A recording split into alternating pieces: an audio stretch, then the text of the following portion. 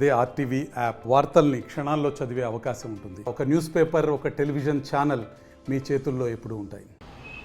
ఆకలితో ఉన్నవాడికి తెలుస్తుంది అన్నం విలువ.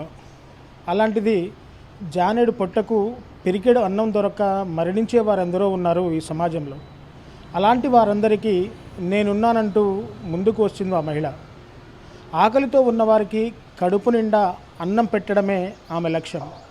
పుణ్యం అనేది దేవుడికి దండం పెడితే వచ్చేది కాదు, లేనోడికి అన్నం పెడితే వచ్చేది అంటుంది ఆ మహిళ.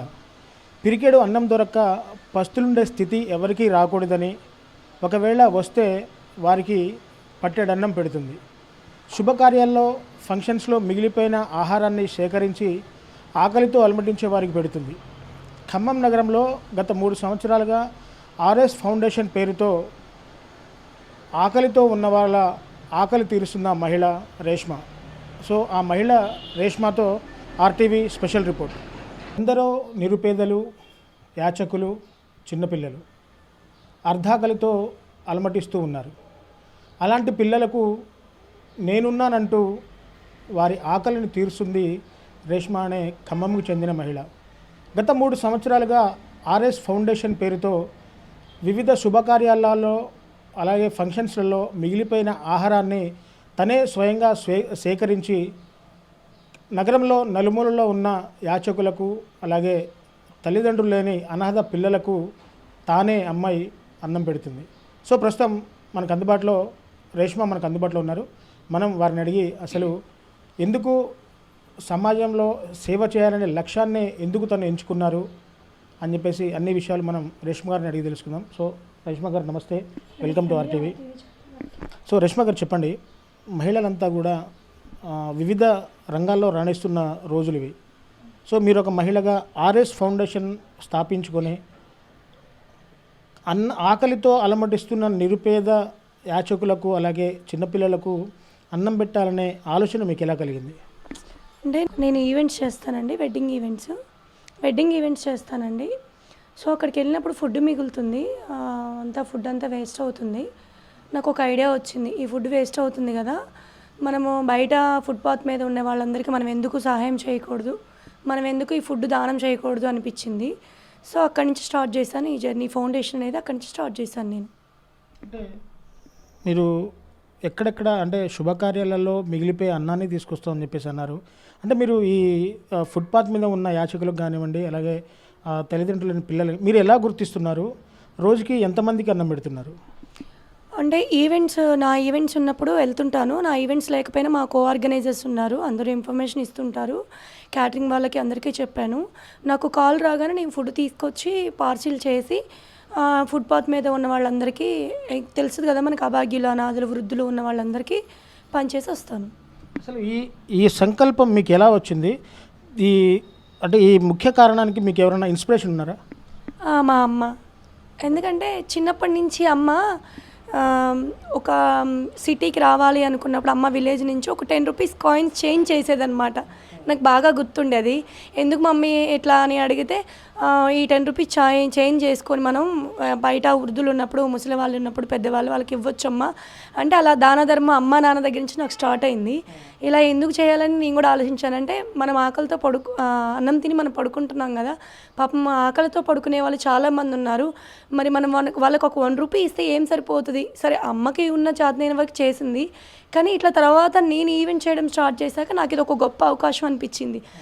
సరే 1 రూపీ కంటే కూడా ఇంకా మంచి గొప్ప అవకాశం వచ్చింది కదా మన లైఫ్లోకి అని చెప్పేసి ఈ ఫుడ్ను నేను డిస్ట్రిబ్యూట్ చేయడం జరిగింది పేదవాళ్ళు. పూర్తిగా మీ ఆర్గనైజేషన్లో ఎంతమంది మీరు ఉన్నారు? సో ఏ రకంగా మీరు అంటే ఈరోజు ఫుడ్ డొనేట్ చేయాలి, లేకుంటే రేపు డొనేట్ చేయాలని మీరంతా ఒక ప్లానింగ్ ప్రకారం చేసుకుంటారా? లేకపోతే ఎక్కడైనా శుభకార్యాలలో మిగిలిపోయిన ఫుడ్ ఉంటే వాళ్ళు మీకు కాల్ చేసి చెప్తే మీరు వెళ్ళి ఫుడ్ సేకరించి దాన్ని సపరేట్ ప్యాకింగ్ చేసి వాళ్ళకి ఇస్తారా?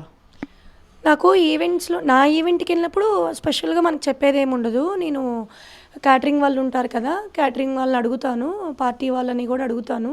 వాళ్ళ పర్మిషన్ తీసుకొని నేను ఓకే తీసుకుంటాను ఫుడ్. అప్పుడు నా దగ్గరకు వచ్చిన వర్కర్స్ ఉంటారు కదా, మన ఈవెంట్స్ చేయడానికి వర్కర్స్, వాళ్ళ సహకారంతో నేను ఫుడ్ తీసుకొచ్చి ఒక వెహికల్ మాట్లాడుకొని, నా కారు ఉంది, కార్ డిక్కీలో పెట్టుకొని తీసుకొచ్చేస్తాము. బయట ఉన్న వాళ్ళందరికీ పార్సిల్ చేసి ఇచ్చేస్తాము. సో రేష్మ గారు, మీరు ఏం చదువుకున్నారు? అంటే ఏం చదువుకున్నారు అంటే చదువుకున్న తర్వాత కొంతమంది మహిళలు కూడా ఇవాళ ఉద్యోగాల్లో చాలామంది రాణిస్తున్నారు. సో మీరు ప్రస్తుతం మీరు ఏం చేస్తున్నారు? మీరు ఈ చేస్తున్న సేవా కార్యక్రమాలు ఏ విధంగా నడుస్తున్నాయి ఖమ్మం నగరంలో? నేను 10th క్లాస్ చదువుకున్నానండి. అంటే సేవా కార్యక్రమాలు పర్లేదండి. చాలా వరకు ఇప్పుడు గత 10 సంవత్సరాలతో పోల్చుకుంటే ఇప్పుడు చాలామంది యూట్యూబ్స్లో కానీ సోషల్ మీడియాలో హల్చల్ అయ్యి కనీసం ఇంట్లో ఒక పార్సిల్ మందం మిగిలిన ఫుడ్ కూడా ఇప్పుడు పార్సిల్ చేసుకొని తీసుకెళ్లే స్థాయికి వచ్చారు. చాలా వరకు సమాజంలో మంచి సపోర్ట్ పెరిగింది. అంటే పేదవాళ్ళకి ఫుడ్ పెట్టే విషయంలో చాలామంది అట్రాక్ట్ అవుతున్నారు. అంటే చాలామందిలో చైతన్యం అనేది వచ్చింది. ఈ ఫుడ్ వేస్ట్ చేస్తే మనకేమొస్తుంది, బయట ఫుట్పాత్ మీద ఉన్న వాళ్ళకి ఫుడ్ పెడితే మనకు ఒక మంచి పుణ్యమైన వస్తుంది అనే ఆలోచనలోకి వెళ్ళిపోయారు ప్రజలందరూ. దానికి నేను చాలా గర్వపడుతున్నా ఇలాంటి సమాజంలో ఉన్నందుకు. సో రేష్మ గారు, గత కొంతకాలం క్రితమే మీరు సత్తుపల్లి ఎమ్మెల్యే మట్టా రాగమయ్య గారిని కూడా కలిశారు. సో ఆ కలవడానికి కారణం ఏంటి? అంటే ఫౌండేషన్కి కొంత సహాయం చేయండి అని అడగడానికి వెళ్ళారా, లేకుంటే ఏ కారణంతో మీరు సత్తుపల్లి ఎమ్మెల్యే రాగమయ్యని కలవాల్సి వచ్చింది? అంటే నేను మండలం వైజ్గా కల్లూరు మండలం అండి మాది, కల్లూరు కప్పలబంధం. నేను కల్లూరు మండలం వైజ్గా ఉమెన్స్ డే సెలబ్రేషన్ చేస్తాను, అంతర్జాతీయ మహిళా దినోత్సవం. గత 3 సంవత్సరాలుగా చేస్తున్నాను. సో అది ఇప్పుడు నెక్స్ట్ మార్చి 8న వస్తుంది మనకి. దానికోసం నేను వాళ్ళని ఇన్వైట్ చేయడానికి వెళ్ళాను, ఎమ్మెల్యే గారిని. నెక్స్ట్ ఫౌండేషన్ విషయం కూడా మాట్లాడదాం అనుకున్నారు. మేడం గారు కొంచెం బిజీగా ఉండి నేను తర్వాత మాట్లాడదాం మళ్ళీ డ్రాప్ అయ్యాను. మొత్తంగా కూడా ఆర్ఎస్ ఫౌండేషన్ మీరు రిజిస్టర్ చేయించారా? రిజిస్ట్రేషన్ చేయించానండి. అంటే మీలాంటి వాళ్ళు ఫస్ట్ నేను ఎంతసేపు సమాజంలో సేవ చేయాలి అనుకున్నాను కాబట్టి నేను ఈ రిజిస్ట్రేషన్ గురించి వీటన్నిటి గురించి నేను పట్టించుకోలేదు. నేను గత 3-4 ఇయర్స్ నుంచి కూడా నాకు ఎక్కడ ఈవెంట్ ఉన్నా ఫుడ్ మిగిలిన మా ఇంట్లో ఫుడ్ మిగిలిన తీసుకెళ్ళి ఇవ్వడం పార్సిల్ చేసి ఇలా అలవాటు అయిపోయింది నాకు. సరే నేను ఎంతసేపు సమాజ సేవ చేస్తున్నాను, వాళ్ళ కడుపు నింపుతున్నానన్నది ఆనందంతో ఉన్నాను. కానీ రిజిస్ట్రేషన్ చేయించుకోవాలి అనేది మీలాంటి పెద్దవాళ్ళు చెప్తేనే నాకు తెలిసింది.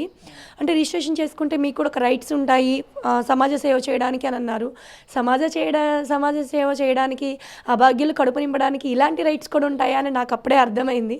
కానీ సరే, మనం సమాజంలో ఉద్ధరించాలంటే మనకి కొన్ని రూల్స్ ఉంటాయి, ఆ రూల్స్ పాటించాలని నాకు అర్థమైంది. సో అందుకే రిజిస్ట్రేషన్ చేయించుకున్నాను. ఒక 1 year అవుతుంది రిజిస్ట్రేషన్ చేయించి. అంటే రేష్మ గారు, ప్రధానంగా అంటే ఆకలితో ఉన్న వాళ్ళకి పట్టెడు అన్నం పెడితే, అంటే అన్ని దానాల్లోకెల్లా అన్నదానం మిన్న అని చెప్పేసి కూడా మన పురాణాలు కూడా చెప్తూ ఉన్నాయి. సో వాళ్ళు ఆకలి తీర్చుకున్న తర్వాత వాళ్ళు ఇచ్చే దీవెనలు మీరు ఏ విధంగా రిసీవ్ చేసుకునేవాళ్ళు? నాకు డైరెక్ట్గా ఇంకా అసలు అది దేవుడు వచ్చి నన్ను బ్లెస్ చేస్తున్న ఫీలింగ్ వస్తుందండి. పైగా నేను ఐఎమ్ ముస్లిం అయి ఉండి చాలా వరకు బయట మీకు తెలిసే ఉండొచ్చు, ముస్లిమ్స్ అందరూ బయటికి రావడానికి చాలా కొంచెం మొహమాటంగా సిగ్గుగా ఫీల్ అవుతూ ఉంటారు. సో సమాజ సేవ చేయడానికి, నలుగురు కడుపు నింపడానికే నేను క్యాస్ట్ పరంగా ఏం ఫీల్ అవ్వలేదు ఎప్పుడు. నాకు మా పద్ధతులు ఏమున్నాయో అవి పాటిస్తూ నేను చేయాల్సిన సమాజ సేవ నేను చేస్తూనే ఉన్నాను. నాకు ఏ కులమైనా ఏ మతమైనా ఇలా చేయడం చాలా సంతోషంగా ఆనందంగా ఉంది. నేను ఇలా నాకు కొంచెం పెద్ద వాళ్ళ సపోర్టు అందిస్తే మాత్రం నేను ఇంకా ముందుకు వెళ్ళగలనని ఆశిస్తున్నాను. సో పూర్తిగా చూశారు కదా, తను 10th క్లాస్ వరకు చదువుకున్నాను, మా అమ్మ దగ్గర నుంచే కూడా సమాజ సేవ నేను నేర్చుకున్నాను అని చెప్పేసి కూడా రేష్మ చెప్తున్న పరిస్థితి కనబడుతూ ఉంది. 10th క్లాస్ వరకు చదువుకొని చిన్న ఉద్యోగం చేసుకుంటూ నాకున్న తీరిక సమయాల్లో, శుభకార్యాలలో, ఫంక్షన్స్లలో మిగిలిపోయిన ఆహారాన్ని తీసుకొచ్చి ఫుట్పాత్ మీద ఉన్న నిరుపేద యాచకులకు, అలాగే తల్లిదండ్రులు లేని పిల్లలకు నేను కడుపు నిండా అన్నం పెడుతున్నాను.